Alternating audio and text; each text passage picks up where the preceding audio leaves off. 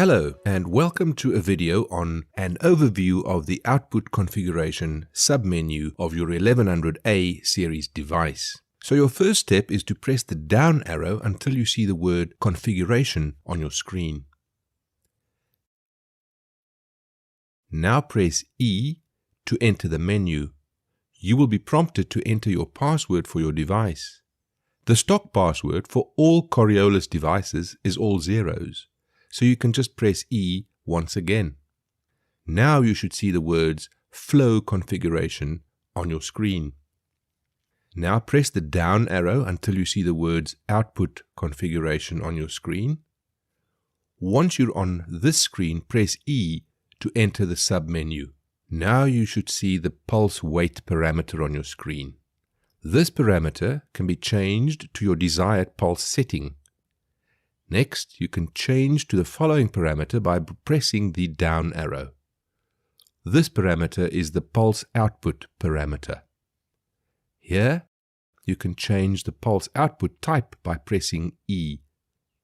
This parameter allows you to change the pulse outputted between mass, volume, and density by pressing the down arrow to cycle between the options.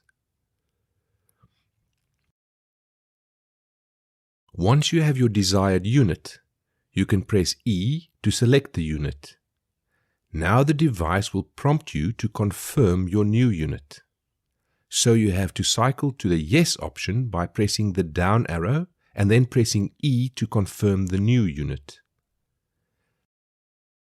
Now you can move on to the 20 milliamp value parameter by pressing the down arrow. This parameter can be changed to the desired 20 milliamp setting. Next, you can move to the current output parameter by pressing the down arrow. This parameter can be switched between mass, volume, or density. Now you may press the down arrow to change to the Modbus address parameter.